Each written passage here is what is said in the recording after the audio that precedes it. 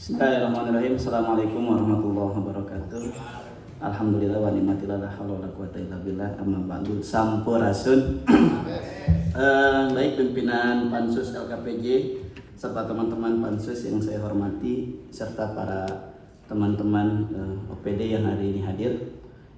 Pertama saya ambil dari distrik dulu, posisi sebelah kiri.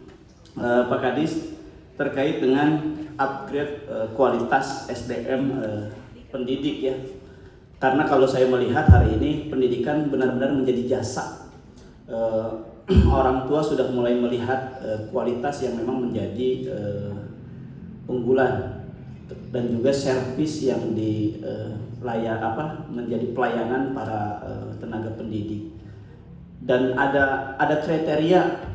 Di sisi lain SMP negeri itu jumlah animo masyarakat tinggi, tapi untuk level dasar animo masyarakat rendah. Padahal sama-sama negeri, sehingga tidak sedikit sekolah negeri yang akhirnya di-merger untuk level dasar. Contoh kasus di Gunung Puyuh aja, beberapa sekolah negeri mengalami kehilangan siswa yang sangat luar biasa. Signifikan kehilangan siswanya gitu. Karena memang banyaknya bertumbuhnya sekolah-sekolah swasta di level dasar. Di sisi lain, untuk level SMP negeri, animo masyarakat tinggi. Gitu. Sehingga tadi yang disampaikan oleh rekan saya, ada kekurangan di sekolah swasta. Jawabannya, iya.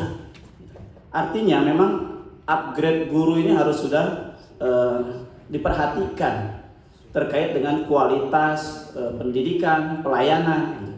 Sehingga ada nilai kepuasan. Jangan sampai miris buat kita, sekolah negeri di level dasar itu ditinggalkan. Gitu. Akhirnya mereka memilih kepada sekolah yang secara kosnya lebih besar. Yang kasihan masyarakat menengah ke bawah. Mereka ingin menikmati pendidikan yang memang dipandang masyarakat berkualitas. Gitu. Karena faktor biaya yang tidak ada, akhirnya nggak ada pilihan. Ini memang harus dijawab oleh teman-teman dari Dinas Pendidikan terkait dengan kualitas guru yang ada di level jenjang dasar. Itu yang pertama. Yang kedua, terkait dengan masih adanya tanggapan miring terkait dengan lembar kerja siswa atau LKS di beberapa sekolah, baik level SMP, SD, SMP maupun SMA yang bukan kewenangan kita lah taruh SMA. Ini kewenangan kita di SD dan SMP. Saya sering sampaikan kepada Pak Kadis agar bank soal ini digalakkan sehingga karakteristik soal itu sesuai dengan kultur yang ada di lingkungan pendidikan tersebut. Karena nggak sama antara SD yang ada di Lembur Situ dengan SD CBM Dewi Sartika misalnya. Karakternya beda, kulturnya beda, tentu muatan soalnya pun akan berbeda. Itu yang pertama. Yang kedua, ketika soal itu dibuat oleh teman-teman pendidik, maka kualitas soal itu akan berbeda tentunya. Gitu. Beda halnya ketika kita beli yang memang kualitas soalnya kita sama-sama tahu lah, bobot soalnya sederhana aja misalnya gitu. Di sisi lain ada memang tren negatif ketika LKS itu harus dibeli. Gitu. Nah ini yang memang harus kita jawab. Apalagi janji Pak Kadis ketika masih jadi sekdis waktu itu sudah ada program terkait pembuatan bank soal, sehingga soal itu apakah konsepnya menjadi e-book atau seperti apa itu teknis.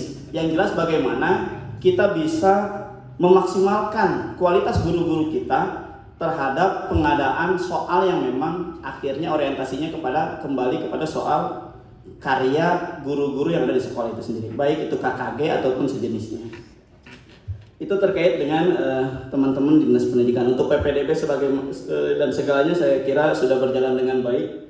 Tinggal apa yang disampaikan oleh Pak Yunus juga tidak terlalu terakomodir Pak Kadis.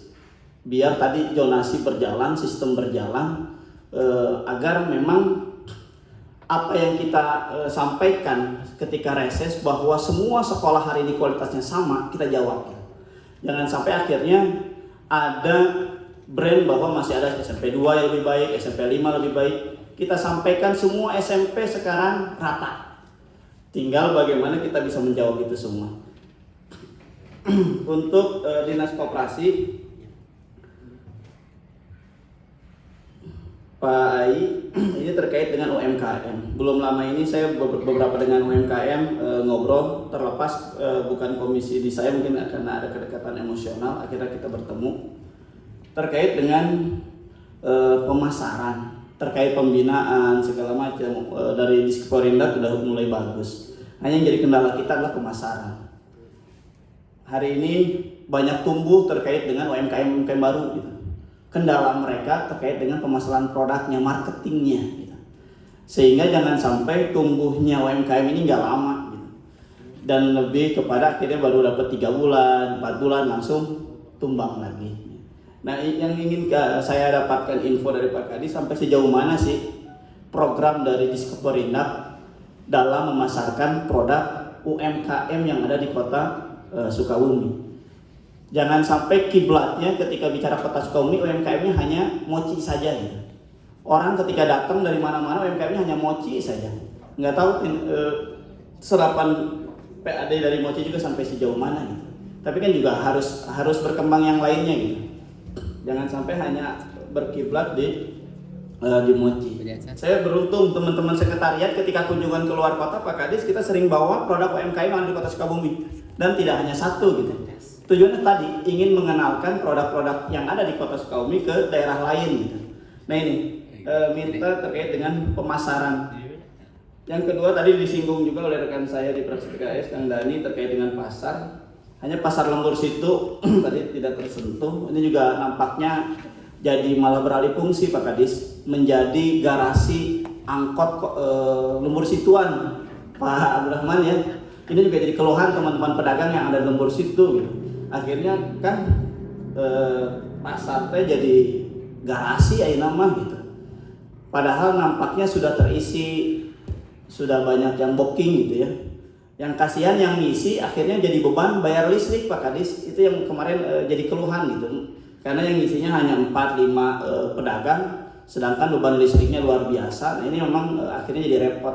Itu mudah-mudahan bisa dibuat sedemikian rupa sehingga animo pedagang untuk buka kembali menggeliat. Selanjutnya untuk teman-teman di Sub, Pak Abdurrahman, ini lagi-lagi saya menyoroti terkait parkir liar. Pak Seklis mungkin sudah capek ya menerima telepon saya, WA saya Pak Seklis terkait parkir liar Pak Kadis. Kita ingin ada ketegasan gitu. Kalau perlu derek-derek gitu. Kalau sampai punishment-nya harus dibakar gitu. Tujuannya satu, bagaimana akhirnya parkir liar ini tidak menjadi konflik sosial. Jadi yang berantem itu antara pengguna jalan gitu. Yang parkir mobil mah anteng we di kape gitu. Ari pengguna jalan dari arah berlawanan tuh jadi padung dung gitu. Padahal mereka nggak ada yang salah yang parkir liar gitu. Akhirnya kan ada konflik sosial dari efek parkir liar tadi gitu. Sehingga minta ketegasan. Kalau perlu diderek-derek. Ekstrimnya kalau pengen kapok dibakar bakar. Kalau memang ada aturannya gitu Pak Kadis. Artinya bagaimana parkir liar ini bisa selesai gitu. Jalan kita tuh nggak tumbuh-tumbuh gitu. Ari parkir mobil di mana-mana. Ini kan jadi masalah. Gitu. Kemarin beberapa RT RW juga kumpul menyampaikan hal yang sama. Baik itu di Jalan Sudirman, Jalan Bayangkara. Sekarang ada apa namanya, dengan ada hiburan baru. Terus kalau weekend di Mochi segala macam juga kan jadi konflik lah, jadi konflik sosial. Dari parkir berubah menjadi konflik sosial. Yang dirugikan pengguna jalan, akhirnya jadi berantem lah gitu. Parkir liar Pak Kadis. Yang kedua terkait dengan kualitas lampu PJU yang saya lihat masih kurang memuaskan kualitasnya. Gitu. Baik dari segi cahaya penerangan maupun timing lampunya gitu. Belum lama terpasang, tiba-tiba dapat laporan lagi tos pegat deui Pak, lampu tos pegat deui gitu. Artinya memang kualitas lampunya juga harus nampaknya harus diperbaiki, baik itu cahaya penerangannya gitu. Yang terakhir untuk di Sub terkait dengan pemasangan poldur, polisi tidur Pak. Ini nampaknya juga sampai sempat viral di daerah Benteng gitu ya, polisi tidur ilegal yang jaraknya satu kelurahan teh bisa sampai ratusan polisi tidur gitu. Kabayang kalau ibu hamil gitu bisa kumaha gitu terkait polisi tidur gitu. Nah artinya kita berharap ini bisa dirapihkan gitu Pak Kadis terkait dengan keberadaan polisi tidur dan masyarakat bisa dipahami gitu, baik itu pihak RW atau pihak kelurahan, bahwa jarak polisi tidur itu harus gimana sih, jalan apa sih yang memang layak ada polisi tidur sehingga nggak jadi liar gitu, nggak nyaman juga dah orang lain mah di Jampang jalan bergelombang injok-injokan di aspal rata, urang mah nu rata di injok-injok itu kan liar gitu. Jadi mohon ini juga disampaikan Pak Kadis terkait dengan keberadaan polisi tidur ilegal. Untuk Pak Asep, ini CS berat Pak Ipan katanya. Bukan Kang David. Terkait dengan beberapa masukan dari masyarakat, Pak Asep. Biar ini saya sebagai wakil masyarakat di Dapil 3 menyampaikan secara langsung, karena via WA sudah, via telepon juga sudah.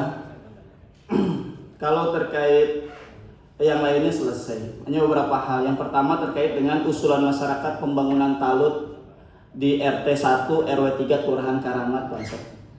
Ini masih belum terpondasi akan gitu. Kurang lebih beberapa ratus meter lah gitu. Dan itu nggak jauh dari masyarakat. Yang kedua terkait dengan perbaikan jalan terusan gotong royong. Tadi yang disampaikan oleh Kang Dani real adanya gitu. Seakan-akan kita hanya sesaat jangka pendek gitu. Yang di gotong royong juga belum lama oleh teman-teman DPR diselesaikan, sekarang hancur lagi.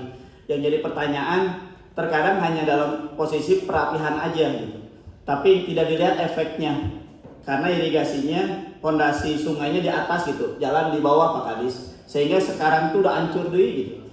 Kang Dewan, piraku Kang Dewan unggal dinten ngelangkung tadi teka rasa jalan rusak, suruh bukan teka rasa kagok ngomongna gitu. Jadi harap ini diperhatikan Pak Kadis.